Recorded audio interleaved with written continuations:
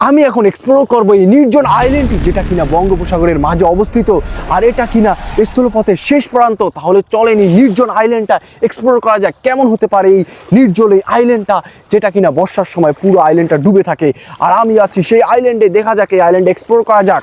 এই দ্বীপটা বঙ্গোপসাগরের মাঝখানে অবস্থিত, যেটা কিনা বর্ষার সময় পুরো দ্বীপটা পানির নিচে তলিয়ে যায়। আমরা এখন গহীন জঙ্গলের ভিতর দিয়ে যাচ্ছি সেই রহস্যময় দ্বীপটার দিকে। কয়েক ঘন্টা আমরা বঙ্গোপসাগরে স্পিডবোট দিয়ে যাওয়ার পর এখন আমরা কাছাকাছি চলে আসলাম দ্বীপটার। অবশেষে আমাদেরকে স্পিডবোট থেকে নামিয়ে দিল দ্বীপে। আমি যে দ্বীপের উপরে হাঁটতেছি, এই দ্বীপটা বর্ষার সময় পুরো দ্বীপটা পানির নিচে তলিয়ে যায়। তখন এই জায়গায় বঙ্গোপসাগরের ঢেউ থাকে অত্যন্ত উত্তাল ও ভয়ানক। সেই কারণে এই দ্বীপে শুধু শীত মৌসুমে আসা যায়। এই ম্যানগ্রোভ বনের ভিতরে এখনো পানি থই থই করতেছে। আমি দ্বীপটায় হাঁটতেছি, হঠাৎ আমার সামনে দেখা মিলল একটি মৃত পশু। আমার ধারণা বর্ষা মৌসুমে যখন পুরো দ্বীপটা পানির নিচে ডুবে যায়, তখন প্রকৃতির বাস্তবতায় এই পশুটা টিকে থাকতে পারেনি। দেখুন একটি পশু কিভাবে পড়ে আছে দ্বীপের বুকে। আমার মনে হচ্ছে খুব বেশি দিন হয়নি এটি মারা গেছে। এই দৃশ্যটা আমাদেরকে মনে করিয়ে দেয় প্রকৃতির কাছে প্রাণীটা কতটা অসহায়। এই জায়গাটা তাহলে আপনি বুঝতে পারলেন কতটা ভয়ানক বর্ষার সময় এই বঙ্গোপসাগরের যে উত্তাল ঢেউ আছে, সেখানে অসংখ্য পশু পাখি মারা যায়। দ্বীপটাতে স্থায়ীভাবে কোনো মানুষ থাকে না। এখানে শুধু শীত মৌসুমি কিছু মানুষ মাছ ধরার জন্য আসে। আমার পাশে দেখেন দুইজন ছোট শিশু আছে, তাদের বাবা এখানে মাছ ধরার জন্য আসছে। তারা বলল এখানে বর্ষার সময় থাকা একেবারে অসম্ভব। আর এদিকে আমরা এরকম কিছু পায়ের দাগ পেয়েছি, সাপ, মানে ওগুলো মনে হয়েছে যে অনেক বড় বড় জীবজন্তু। অনেকক্ষণ আমি হাঁটার পর এখন আমি সুন্দর একটি ক্যাম্প খুঁজতে আছি, কারণ আমি যদি বেশিক্ষণ হাঁটি তাহলে আমার ডিহাইড্রেশনের অভাব হতে পারে। আমরা একটা ক্যাম্প তৈরি করব। অনেকক্ষণ হাঁটার পর ক্লান্ত হয়ে গেছি। একটা ক্যাম্প বানানো যাক। এইখানে এই জায়গাটা একেবারে নিরাপদ। অনেকক্ষণ হাঁটার পর এখন আমরা ক্যাম্পটা তৈরি করতেছি। আর আমরা ক্যাম্পটা এমন জায়গায় বেছে নিয়েছি যেখানে ছায়া, কারণ এখানে রোদের যেই তাপের কারণে বালিগুলো এত গরম, পা রাখার মতো না। তার জন্য এরকম জায়গায় আমরা ক্যাম্পটা নির্ধারণ করেছি, যেখানে আপনি সমুদ্র থেকে একটি সুন্দর বাতাস এসে গায়ে লাগবে। তার জন্য আমি একটি সুন্দর জায়গায় ক্যাম্প নির্ধারণ করলাম। আর এই জায়গাটা একেবারে সেফ।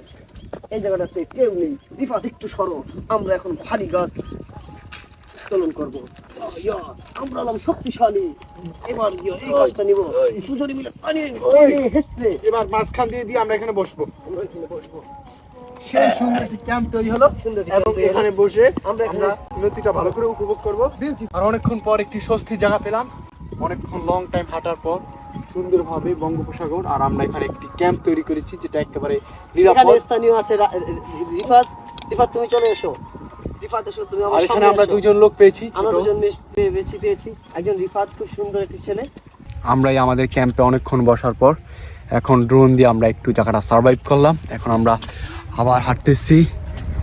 বড় একটা গাছ পেয়েছি, বঙ্গোপসাগর থেকে বেশি এসেছে এই গাছটা। এটা এখন আমরা দাঁড়া করব, এবং এটা কাদার মধ্যে গাড়বো।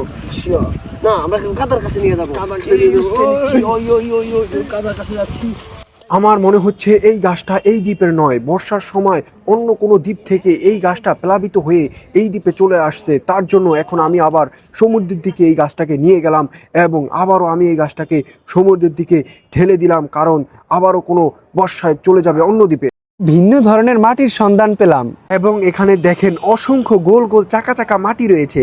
এগুলো কিন্তু প্রাকৃতিকভাবেই তৈরি। এগুলোকে বলা হয় মড ফ্ল্যাট প্যাটার্ন মাটি, যেগুলো কিনা সমুদ্রের জোয়ার ভাটা কাদা মাটির স্বাভাবিক যে বৈশিষ্ট্যের কারণে কিন্তু এগুলো তৈরি হয়। আবার দেখেন এই জায়গায় লেয়ার লেয়ার তৈরি হয়েছে। এখান থেকেই মূলত এগুলো তৈরি হয়, এই চাকা চাকা জোয়ার ভাটার কারণে। একটা অন্যরকম সৌন্দর্য। সকাল থেকে হাঁটতে হাঁটতে প্রায় 25 কিলোমিটার পথ আমরা পাড়ি দিয়েছি। সকাল থেকে এই ঘনদুপুর পর্যন্ত, এই মধ্যাহ্ন পর্যন্ত আমরা প্রায় 25 থেকে 30 কিলোমিটার পথ পাড়ি দিয়েছি। এখন আমাদের হাত পা সব ব্যথা করে, বড়ই ক্লান্ত।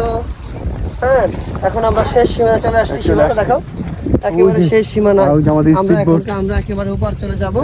আজকে কিন্তু আমাদের সারভাইভ শেষ, আর আমরা কিন্তু অনেক ক্লান্ত। আর আজকের ভিডিওটা এই পর্যন্তই। ভিডিওটা ভালো লাগলে অবশ্যই সাবস্ক্রাইব করতে ভুলবেন না। ধন্যবাদ। আসসালামু আলাইকুম।